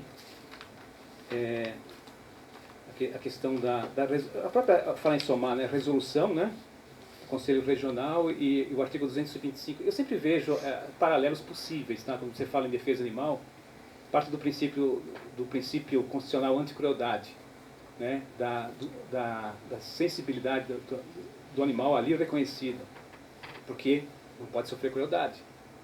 Então, vamos nessa via de mão dupla. Você não pode sofrer crueldade por quê? Porque é um ser sensível. Né? Ou seria para preservar o ser humano? Aí eu faço outra pergunta, né? Na visão antropocentrista. Seria? Não maltratar animal porque o ser humano não pode assim, presenciar violência e aferir a suscetibilidade. Eu sustento não, que é o animal em si que está ali sendo beneficiado. Né? Portanto, eu acho possível conciliar assim. E, da mesma forma, digo que esse raciocínio pode ser levado para outras esferas, como a própria Luanda exemplificou uma coisa muito interessante aqui no seu debate, que despertou realmente muita assim, uma reflexão muito boa, sabe? Com relação a essa discussão, né, filosófica e também a questão da Espanha, né, das touradas, né? Como você falou assim, prática de proteção e higienismo, né, segundo... Rodinei foi. Pois é. Agora, curiosidade. Eu andei pesquisando isso uma certa época, sabe? Mas como se a Espanha tem lei de proteção animal, certo? E tem lei. Por que pode fazer tourada abertamente? né? Aí eu fui ver, assim, eu olhei a Constituição, não achei nada que tivesse um dispositivo que nem o nosso, sabe? Porém, lá nos preâmbulos da Constituição, tem um negócio mais ou menos assim que fala que a Espanha tem que preservar suas tradições, sabe? Costumes, tradições, que isso tem que ser assim prestigiado e aí vai. Então, tá ali a previsão da tourada, tá? Por um caminho assim oblíquo, mas está lá. Então é uma coisa meio complexa. E também, não sei se eu posso continuar falando aqui sobre as outras questões dos animais? Sim, sim. Ou me corta aqui? Não, pode falar. Não, porque a questão, a questão do Parque do Trote, né, isso? Tombado. Aí que tá, isso é São Paulo, né? Então, essa fiscalização toda compete aqui a São Paulo. Eu não sei se a promotoria local tem alguma representação, porque eu sugiro para todos sempre, como eu costumo falar, se tem alguma coisa errada, façam uma representação, que é um relato escrito. Tem gente que nem assina, sabe? Mas manda, que também serve, né? Mas o ideal é que assine, que apresente alguma prova, alguma fotografia, ou seja o que for. E encaminha para o Ministério Público. O Ministério Público, se não for da alçada dele, vai mandar para outro órgão. Não vai poder simplesmente ignorar aquilo. Alguma providência vai ser tomada e a pessoa vai ser avisada. Isso se aplica também à questão de São Roque, né? Aquele impacto ambiental que já deve ter algum procedimento, e precisa ver se a questão ela envolve interesse regional, porque aí às vezes poderia sair do âmbito de uma promotoria local e ir para um grupo de atuação especial, tipo GAEMA, né? Tem GAEMA São Roque? Não. Precisa ver assim, se tem um grupo que atua com maior amplitude. E aqui eu só vou abrir uma coisa rapidinha aqui sobre, e passo para a Rafaela, sobre a questão da reserva legal, né? E da questão das áreas de preservação permanente. Onde que está a pergunta aqui? A nossa estratégia daqui a pouco. Nossa estratégia para não haver esse cômputo de áreas, né, é simplesmente o seguinte: nós entendemos que o que está acontecendo hoje com a autorização do novo Código Florestal, tá? Que a bancada ruralista conseguiu o que queria, né? É simplesmente uma prática inconstitucional, porque fere essa normatização do artigo 225, fere os princípios do direito ambiental, né? Não um retrocesso dentre eles, e fere a Política Nacional do Meio Ambiente, de 1981, porque vai na contramão disso tudo, né? Nós estamos retrocedendo nas conquistas históricas, legislativas que o Ministério Público e a sociedade toda conseguiu nos últimos 30 anos. Então, é por isso. E finalmente, só antes de passar a palavra, eu digo que a questão do abuso e maus tratos, né? A diferença, isso é sutil, que às vezes eu não sei, sabe? Eu preciso ver o caso concreto para saber o que eu vou sustentar, se é um abuso ou se é maus tratos. Assim, a grosso modo, a gente vê quando acontece maus tratos, normalmente, tá, via de regra, tem lesão, ferimentos, passíveis de demonstração através de um laudo, atestado veterinário. Não necessariamente, mas tem. A questão do abuso envolve, até de forma paradoxal, o uso, né? Porque o abuso é nada mais do que o uso indevido. Então você pode usar aquele animal, né? Infelizmente, né, em muitos casos, espetáculos culturais usam o animal, mas quando esse uso se torna abuso, então a gente vai às vezes pela própria definição, às vezes semântica, né, para chegar numa conclusão de que nesse caso específico aconteceu um abuso, né? E como a gente justificou, é uma violação das próprias condições naturais daquele animal, né? Então isso aí eu quero dizer, caso a caso.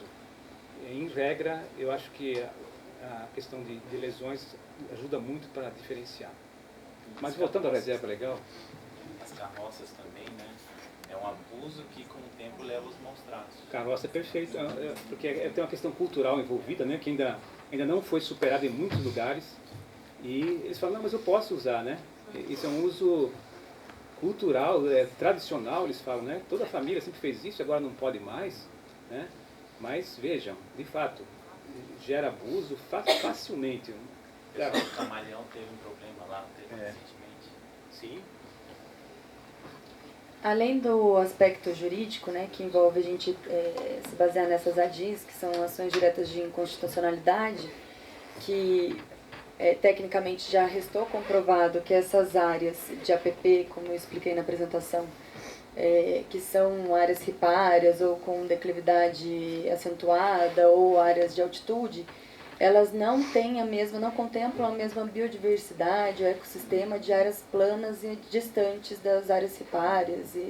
Então, a gente não protegendo essas áreas, a gente não estaria atendendo a Constituição, né, federal, que é a lei maior, que é onde a gente se baseia. Então, a gente não ia preservar algumas partes, especificidades de biodiversidades que estão preservadas nas áreas de APP. Isso muitas vezes a gente explica também tecnicamente, e até porque muitos técnicos usam da legislação do Código Florestal atual, mas muitas vezes há possibilidade de fazer esse resguardo de reserva legal sem o cômputo de APP por meio de remanescentes que já existem na propriedade. Então, abrindo o arquivo digital deles, o mapeamento, o arquivo de processamento, que seja a imagem aérea do Google, eu posso indicar, eu acabo às vezes indicando, né, doutor, algumas áreas que possam ser resguardadas como reserva legal, mas que inclusive já se encontram revegetadas e que teoricamente já estariam resguardadas por lei da Mata Atlântica, lei do Cerrado, mas que como reserva legal a gente garante melhor a sua proteção. E além disso, sabendo do nosso posicionamento da nossa ADI, muitas vezes as pessoas preferem se readequar do que ir para uma ação civil pública, ou até mesmo assinar um TAC, que hoje em dia os promotores têm uma maior liberdade de assinar um termo de ajustamento de conduta, que no caso deles continuarem com essa leitura do código atual, caso a ADIM seja julgada ok, eles se comprometem a restabelecer os 20% mínimos sem cômputo de reserva de APP, da reserva legal. Então tem esses 3 caminhos. Eles se readequam, eles se sensibilizam, têm a possibilidade de se readequar. Outro, um TAC, e outro, uma ação civil pública, que todo mundo quer correr. Não, antes de passar para a Luanda, a parte filosófica, posso só terminar, porque eu lembrei que tem 2 perguntas que faltaram. Posso? Ou quer falar primeiro? Eu anotei aqui, ó, sobre a questão do abate clandestino de animais, né? Eu vi aqui 40 porcos, destinação, criadouro clandestino de cães também, né? E poder público e associações, como isso pode, né? Isso pode ser aproximado, né? Para ter um resultado mais efetivo. Então, com relação à questão de abate, esse é um tema bem dramático, né? Porque a gente já tem, às vezes, dificuldades com relação aos animais do nosso convívio, assim, né? Imagina quando se trata de animais que são destinados a consumo, né? Então, de qualquer forma, eu penso que precisa ver o local que está acontecendo isso, se já foi tomada alguma providência a nível ministerial, e aqui eu recomendo sempre que se faça aquela representação. Pode ser em conjunto, pode ser individual, mas que apresente isso para o Ministério Público, porque um encaminhamento vai ser feito, né? E é um drama, assim, sim, um local para você conseguir acolher animais nessa quantidade, assim como galos, né? Geralmente, eu já peguei vários casos assim, de rinhas. 40 galos de uma vez, você tem que separar, sabe? Onde você vai acolhê-los? Mas estão apreendidos. E, então é isso. Aí a gente fica pensando em acho que até a Rafaela falou um pouco, né? A questão do poupa-tempo, poupa-tempo animal que a gente estava pensando em criar, alguma coisa desse tipo, está ainda em cogitação, que seria que pudesse resolver tudo num lugar só. Você quer falar um pouquinho do poupa-tempo? Sim, É só ideia, tá? É uma ideia. Até porque o CETAS, ele recebe, ele tria, ele cuida e depois ele tem que soltar. E a soltura, eles não fazem lá no CETAS, por exemplo, de Lorena, que está dentro da Floresta Nacional. Eles não têm local de soltura. Aliás, o CETAS é visto como uma área invadida dentro da floresta, pelo zoneamento, quando do plano de manejo, eles foram vistos meio com um olhar meio torto. Então, eles não estão numa área adequada, né? E a intenção de se fazer um poupa-tempo já está acoplado uma área de soltura, porque o transporte de o animal sofre, muitos vêm a óbito também. Logicamente que nem todos os animais são soltos nos mesmos lugares. Cada animal vai ser solto em alguma região que está adequada ao ecótipo, né, de qual pertence aquele animal.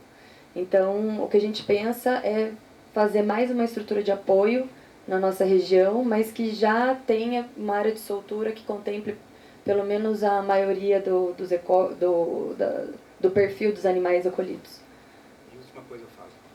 Fechar só a questão dos porcos é o seguinte, estou pensando aqui agora, né? Você precisa ver quem que está fazendo isso, essa será a empresa, seja quem for, pessoa jurídica, constatando essa irregularidade, ele tem que responder ao inquérito civil, vamos supor assim, né? Chamado na promotoria, e a promotoria vai fazer uma proposta para ele, olha, vamos fazer um ajustamento de conduta aqui. Só que esses animais têm que ser libertados e destinados a, não sei, alguma propriedade, alguma fazenda, sei lá, abrigo, seja como for, mas isso poderia ficar como uma cláusula expressa dentro desse acordo para não ter o processo. Entendeu? Eu tenho que pensar essas ideias, né? E essa outra sugestão, aproximação de poder público com associações, primeiro precisa ver se a associação tem, às vezes, um decreto de utilidade pública. Se tiver, já é um ganho. Porque aí ela podia até comparecer no fórum para tentar se cadastrar junto ao Juizado Especial Criminal, para receber recursos de multas, sabe? Ou na própria promotoria conversar. Por quê? Significa que quando a gente faz um TAC, que se chama Termo de Ajustamento de Conduta, a gente faz um acordo judicial, a gente não quer só pensar, não está pensando só em plantio, sabe? A gente pensa em atender necessidades emergentes que muitas vezes são de outras áreas e outras, né? Há outras prioridades. Por isso, eu acredito que pode ser estendido sim para essas outras prioridades ambientais e animalistas que possam surgir em cada caso. Então, num acordo judicial, como a gente tem maior abrangência de negociação, né, de diálogo, pode propor sim, desde que a parte aceite, desde que seja bem razoável, né, do ponto de vista jurídico.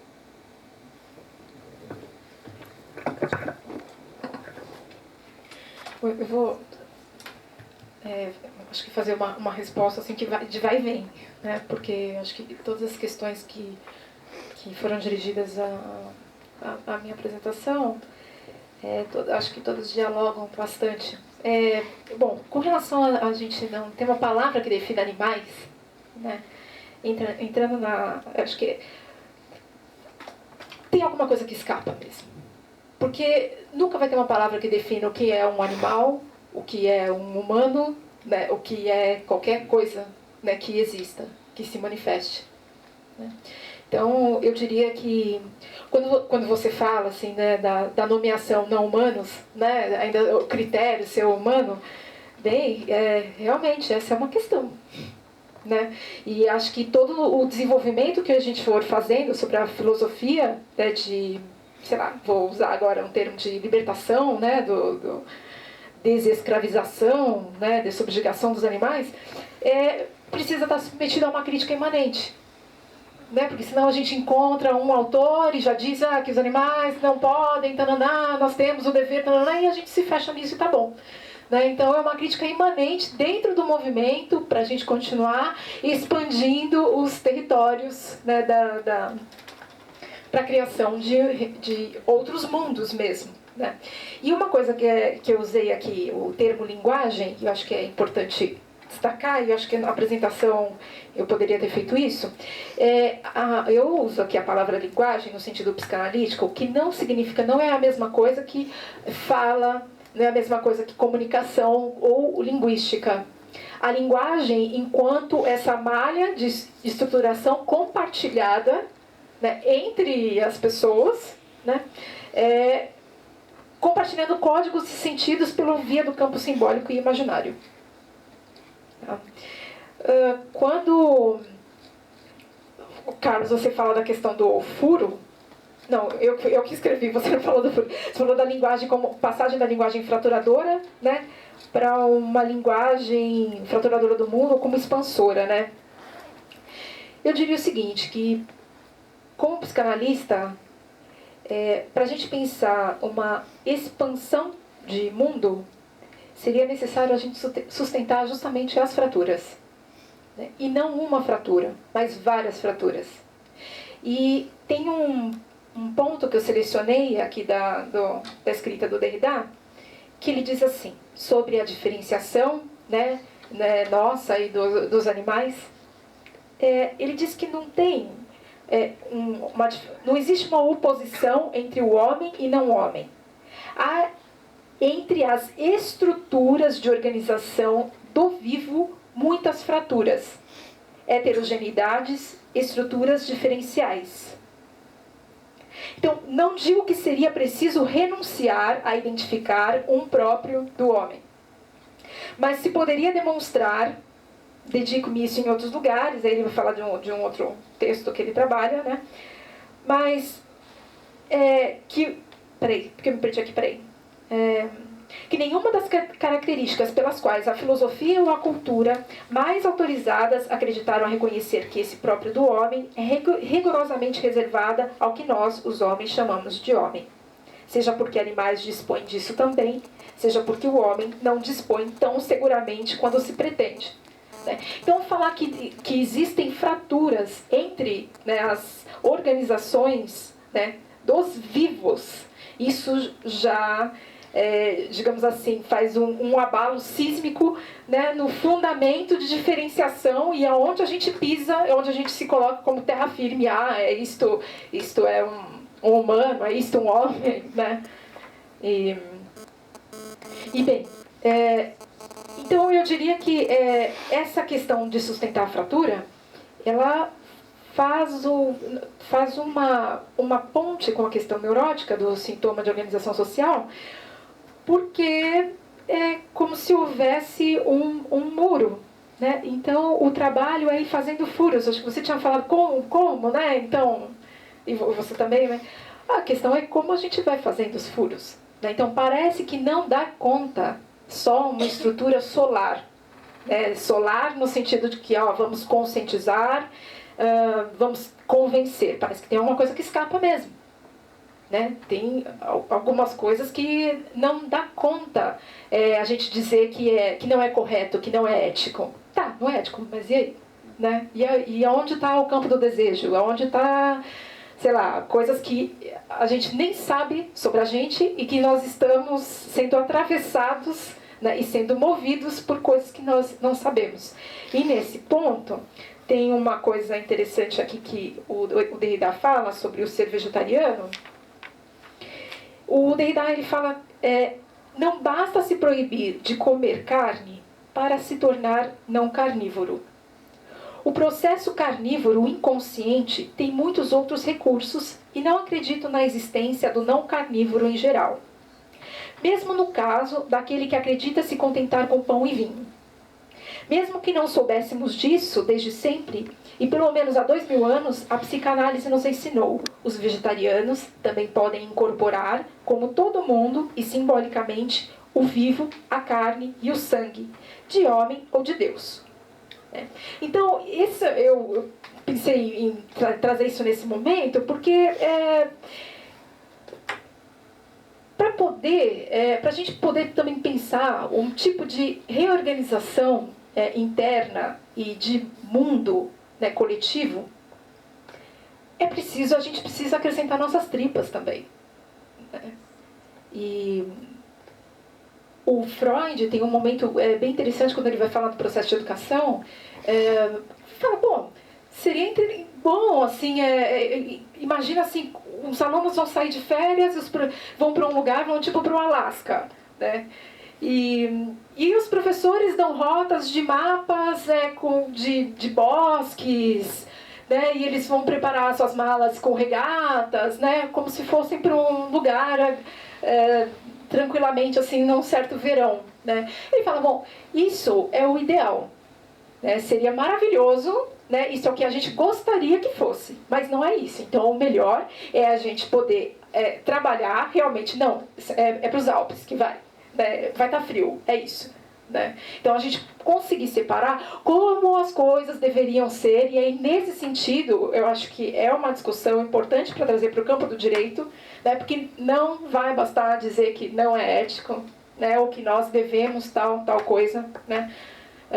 Mas isso não significa que a gente precise se resignar, né? E não dizer essas coisas, né? Mas é diferente só a gente saber só que não dá conta, né? Atualmente. E deixa eu ver se tem mais alguma coisa aqui. falou da coisa do pai e da culpa. A neurose, realmente a questão neurótica, busca mesmo um pai, né? E um pai que diga como é que se goze. E um pai que diga também que impeça esse gozo, né? Todas as barbáries que aconteceram, né, sociais mesmo, de pano de fundo, tem sempre a crença que há um pai que quer aquilo. Né? Ontem mesmo eu vi no Facebook que estavam divulgando um vídeo, a polícia entrando num lugar que tinham sido construídos, levantados paredes, ainda não tinham coberto. Né? Então a polícia foi fazer uma desocupação de lá, e 2 mulheres não queriam sair, né? E eles atacaram brutalmente, uma cena dantesca, né? E eu vi que uma pessoa fez um comentário que, bom, houve sim abuso, né? O desacato à autoridade, elas não quiseram sair, né? Então veja assim que mesmo em momentos anteriores, ou em Auschwitz, né, tem uma ideia de obedecer a uma lei, a um pai, alguém quer, né? E quem não tem culpa é o perverso. Então, se alguém quer falar que é o vegetariano que tem culpa, né, com certeza ele também tem alguma culpa ali, está tentando se livrar e ainda projetar no outro que eu estou tranquilo nisso, é você que... Né? Enfim. Qual o nome do livro? Chama Jacques Derrida e Elisabeth Roginesco, Diálogos de que amanhã. Está pela editora Jorge Zahar. Eu sei que tem mais questões aqui, mas será que a gente pode encerrar? Porque senão a gente não consegue almoçar.